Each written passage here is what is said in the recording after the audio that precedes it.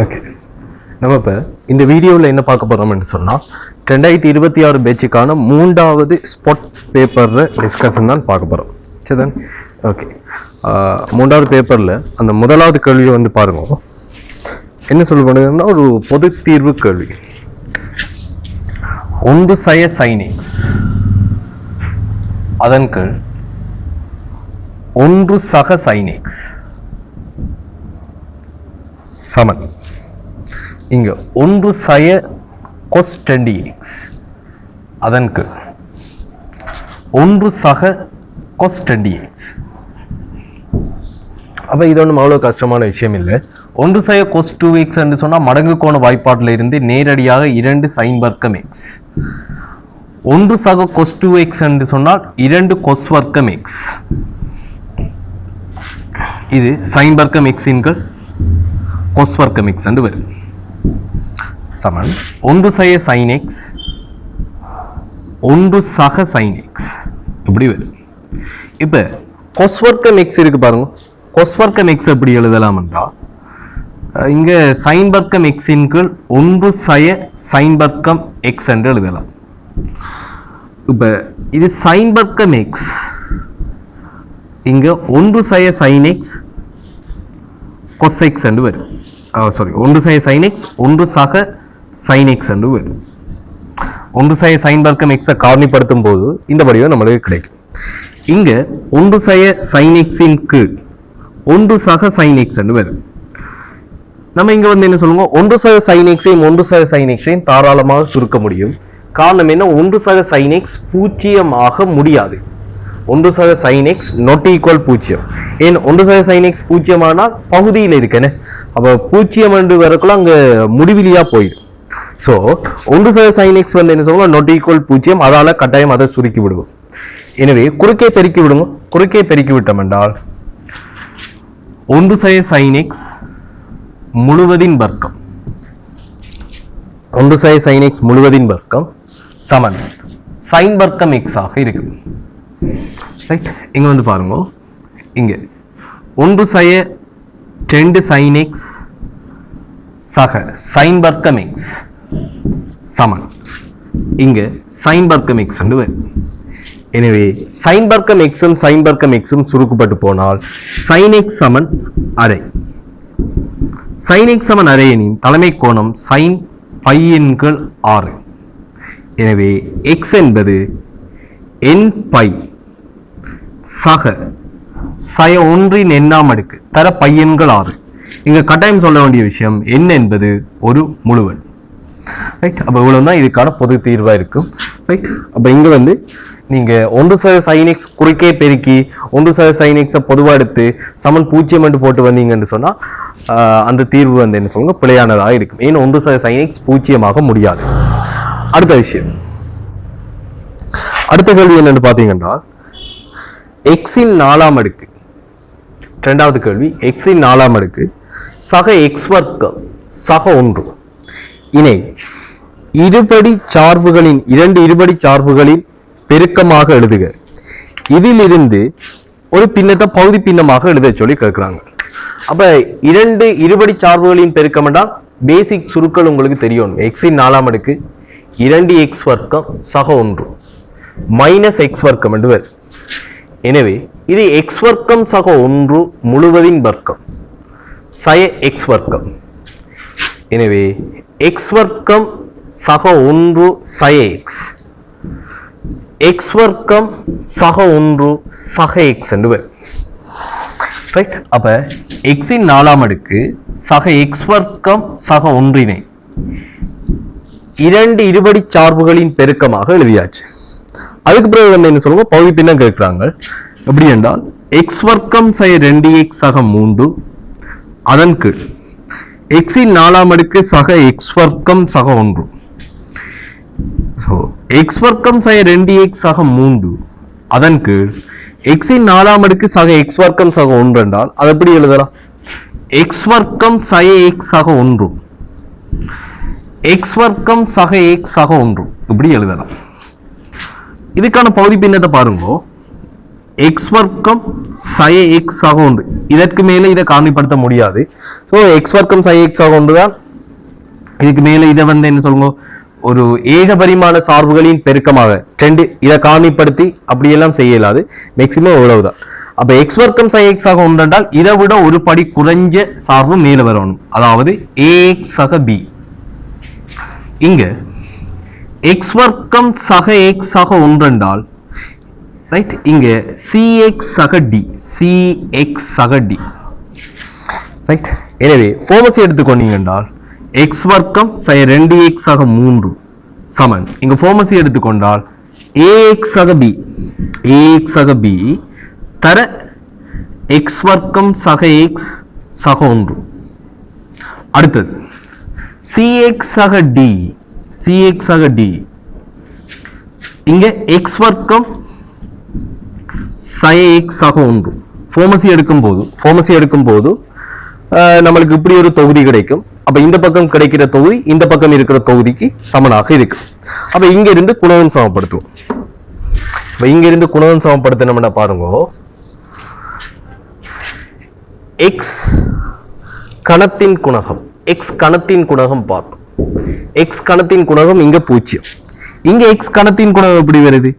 A X தர X வர்க்கம் என்ற கூட ஏஎக்ஸ் கணம் ஏ வரும். சி எக்ஸ் தர எக்ஸ் வர்க்கம் என்ற கூட சி வரும். ஏ சக சி. எக்ஸ் வர்க்கத்தின் குணகத்தை பாருங்க. எக்ஸ் வர்க்கத்தின் குணகம் அங்க 1 ரைட். இங்க எக்ஸ் வர்க்கத்தின் குணகம் என்ற கூட பி ரைட். எக்ஸ் தர ஏஎக்ஸ் என்று சொல்லக்குள்ள அங்க ஒரு ஏ. அடுத்தது இங்க டி எக்ஸ் வர்க்கம் சக டி. இங்க சி எக்ஸ் தர சை எக்ஸ் என்ற கூட சய சி ரைட். இப்படி ஒரு முடிவு கிடைக்கும். அடுத்தது எக்ஸின் முதலாம் படியின் குணகம், எக்ஸின் முதலாம் படியின் குணகம் என்றால் இங்க சய 2 ரைட். இங்க எப்படி வரும் பாருங்க, bx அதுல ஒரு b வரும். அடுத்தது ax அதுல ஒரு a வரும். அடுத்தது இங்க வந்து என்ன சொல்லுங்க, சய dx சய d வரும். அடுத்தது 1 தர cx சக c வரும். a சக c 0 மட்டும் தெரியும். எனவே சய 2 இங்க எப்படி வரும், b சய d என்று வரும். இது சமன்பாடு 1, இது சமன்பாடு 2 ரைட். இங்க வந்து என்ன சொல்லுங்க, சமன்பாடு 1 காரணத்தால, சமன்பாடு 1 காரணமா வச்சு a சக c 0 என்றால் b சய d சய 2. இது சமன்பாடு 3. அடுத்தது மாறிலி உறுப்பு எக்ஸின் 0 ரைட். எக்ஸின் 0 குணகம் பார்த்தீங்கன்னா இங்க எப்படி வரும், 3 சமன் ரைட். இங்க எப்படி வரும், b தர 1 b. அடுத்தது d தர 1 d, b சக d. இது சமன்பாடு 4 ஆக இருக்கு ரைட். ஓகே, இப்ப இது இரண்டிலும் இருந்து சமன்பாடு 3,4 இருந்து சிம்பிளா சுருக்கலாம். b வந்து அரை என்று வரும். b பெருமானம் அரையாக இருக்கு. b அரையாக இருந்தால் d வந்து 5/2 ஆக இருக்கு. b அரையாக இருந்தால் d வந்து என்ன சொல்லுங்க, 5/2. இப்ப b யும் d யும் தெரியுமாக இருந்தால் a சக c க்கு, இப்ப b சக d க்கு பதிலா b சக d இருக்குல்ல, அப்ப இரண்டாவது சமன்பாடு 4வது சமன்பாடை பயன்படுத்தி 2,4 பயன்படுத்தி b சக d க்கு பதிலாக 3 போடுவோம். எனவே 1 சமன் ரைட், b சக d க்கு பதிலாக 3. இங்க இருக்கிற a அப்படியே வரும், சய c என்று வரும். அப்ப a சய c எப்படி வர போதீங்க, சய 2. a சய c சய 2, a சக c 0. எனவே 1,2 இருந்து ரைட், 1,2 இருந்து 2 கூட்டும் போது 2a சய 2க்கு சமன். எனவே a சமன் சய 1 ஆக இருக்கும். a சய 1 என்றால் c வந்து 1 ஆக இருக்கும். அப்ப நம்மளுக்கு இங்க பகுதி பின்னத்தில் என்ன தெரியும் பாருங்க, a தெரியும், b தெரியும், c தெரியும், d தெரியும். கடைசியாக வந்து என்ன சொல்லுவோம், இதுல பிரதியிட்டு காட்டணும் ரைட். abcd காண்றதோட விடுறல, கடைசியா இங்க a க்கு பதிலாக சய 1, b க்கு பதிலாக அரை, c க்கு பதிலாக 1, d க்கு பதிலாக 5/2 இவ்வளவு பிரதியிட்டு காட்டும். சரி, ஓகே. இப்போ அடுத்த கேள்விக்கு போகலாம் பாருங்க. ரைட், அடுத்தது மூன்றாவது கேள்வியை பாருங்க. என்ன சொல்லப்படுது என்றால், அலகு காவிகள் காவி ஏ காவி பி ஆகியவற்றுக்கு இடைப்பட்ட கோணம் தீட்டா எனில் சைன் தீட்டா சமன் மட்டு ஏ சக பி காவி தர மட்டு ஏ செய்ய பி காவியின் கீழ் 2 என காட்டுக. பாருங்க, என்ன சொல்லப்படுகிறது என்றால், ஏ பி என்பன அலகு காவிகளாம். அப்ப ஏ பி அலகு காவிகளா இருக்கின்றால் ஒரு இணைகரத்தை யோசிங்களேன். இணைகரத்திட அயல் பக்கங்களால இந்த ஏ காவியையும் பி காவியையும் குறிச்சு கொள்றேன். ஏ பி சி டி. ஆனா இதுல என்ன விஷயம், இப்ப ஏ பி என்றது மட்டு ஏ, இது சமன் என்ன 1. ஏடி என்றது காவி பி இனது பருமன், ரைட்? அதுக்கு வந்து என்ன சொல்லுங்க 1. ஸோ இப்ப காவி ஏ இனது பருமன் பி இனது பருமன் 2 சமனா இருக்கும். ஏண்டா அவை அலகு காவிகள், அது ஒன்றாக இருக்கும். ஸோ இந்த பக்க நீளங்களான ஏபியும் ஏடியும் சமனா இருக்கிறதால இந்த இணைகரம் வந்து எப்படி சொல்லுவோம், ஏபிசிடி ஏபிசிடி ஓர் சாய் சதுரம், ரைட்? சாய் சதுரம், அதாவது இணைகரத்திட அடுத்துள்ள பக்கங்கள் 2 சமனாக இருந்தால் என்ன சொல்லுவோம், அது ஒரு சாய் சதுரமா இருக்கு. சாய் சதுரத்திட இயல்பு என்ன பாருங்க. சாய் சதுரம் மூலை விட்டங்கள் ஒன்றை ஒன்று 2 சம பகுதியாக பிரிக்கும். அதோட வந்து என்ன, அவை இடைவெட்டக்குள்ள 90 பாகையில் இடைவெட்டும். அப்போ ஒன்றை ஒன்று செங்குத்தாக 2 சம கூறிடும்.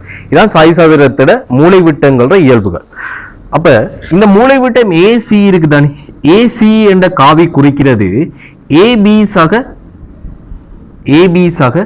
பிசி காவி. ஏபி என்று சொன்னா ஏ காவி, பிசி என்று சொன்னா அது ஏடிய குறிக்குது, அது பி காவி. அடுத்தது இங்க வந்து பாருங்க, பிடி குறிக்கிறத இருக்கா பாருங்க. பிடி காவி, பிடி காவி எதை குறிக்குது என்றால் பிஏ, ரைட், சக ஏடிய குறிக்குது, ரைட். மைனஸ் ஏ காவி, ஏடி காவி வந்து என்ன சொல்லுவோம், பி ஆக இருக்கு. இப்ப இந்த கோணம் உச்சி கோணம் இருக்கு பாருங்க, இது தீட்டாவின்கள் 2, ஏக்கு பிக்கு இடைப்பட்ட கோணம் தீட்டான்னு சொன்னாங்க. அப்ப சாய் சதுரத்திலே மற்றொரு இயல்பு என்னன்னு சொன்னால், அது என்ன செய்யும்னா இந்த உச்சி கோணத்தை 2 சம பகுதியாக பிரிக்கும். என்ன சொல்லுங்க, இந்த உச்சி கோணம் இருக்குதானே, அதை இந்த மூலை விட்டம் 2 சம பகுதியாக பிரிக்கும். இது சாய் சதுரத்தில மற்றொரு இயல்பு. அப்ப இதுல இங்க வந்து பாருங்க, sin θ/2, sin θ/2 எதால தரப்படும், sin θ/2 என்பது எதிர்பக்கத்தின் கீழ், ரைட்? இங்க எதிர்பக்கத்தின் கீழ் செம்பக்கம், அதாவது இதை E என்று வைப்போமா, E, BE இன் கீழ், BE இன் கீழ் AB. BE என்று சொன்னால் BE என்பது அரை BD, ரைட்? AB என்ற நீளம், AB என்ற நீளம் எதுக்கு சமனா இருக்கும், 1க்கு சமனா இருக்கும். அரை அரை BD, BD என்று சொன்னா பாருங்க, BD என்பது மைனஸ் ஏ சக பி காவியை குறிக்கும். அப்ப BD நீளம் என்பது இந்த காவியினது பருமனை குறிக்கும். மட்டு மைனஸ் ஏ சக பி ஆக இருக்கு. இது அரை மட்டு ஏ செய்ய பி ஆகவும் எழுதலாம், ரைட்? என் மட்டுக்குள்ள எப்படி இருந்தாலும் ஒரே விஷயம் தான், மட்டு மைனஸ் ஏ மட்டு ஏ, இந்த 2 காவிகளும் சமனாக தான் இருக்க போகுது. அப்ப மட்டு மைனஸ் ஏ சக பி காவி என்றால் அதை எப்படி மாத்தலாம், மட்டு ஏ செய்ய பி காவி என்று சொல்லலாம். எல்லாமே ஒரே பருமன். அதே போல cos θ/2, cos θ/2 எப்படி சொல்லலாம், இங்க வந்து பாருங்க, அயல் பக்கம், அதாவது ஏஇ, ஏஇ அதன் கீழ் ஏஇ இன் கீழ், ரைட்? ஏஇ இன் கீழ் ஏபி. ஏஇ என்று சொன்னால், ஏஇ என்று சொன்னால் அரை ஏசி அதன் கீழ் ஏபி நீளம் என்பது 1, அரை ஏசி, ஏசிக்கு பதிலாக என்ன சொல்லுவோம், ஏசி காவி குறிப்பது ஏ காவி சக பி காவி. எனவே இது எப்படி வரும்? அரை ஏ சக பி காவி. அதாவது ஏசி நீளம் என்பது ஏசி காவியினது பருமன். அப்ப sin θ by 2 cos θ by 2 நமக்கு தெரியுமாக இருந்தால் நம்மளுக்கு தேவையான sin θ இதை காணலாம். எப்படி? 2 sin θ by 2 cos θ by 2 மடங்கு கோண வாய்ப்பாடுல இருந்து இதை எழுதுவோம். அப்ப 2 மடங்கு sin θ by 2 என்று சொன்னால் அரை மட்டு a சய b. cos θ by 2 என்று சொன்னால் அரை மட்டு a சக b. எனவே ரெண்டும் சுருக்கப்படட்டும், இந்த 2 மட்டும் கீழே வரட்டும். மட்டு a சய b காவி மட்டு a சக b காவியாக இது வரும். இவ்வளவுதான் இந்த கேள்வி. ஓகே, அடுத்த ஸ்பாட் டிஸ்கஷன்ல பார்ப்போம், சந்திப்போம்.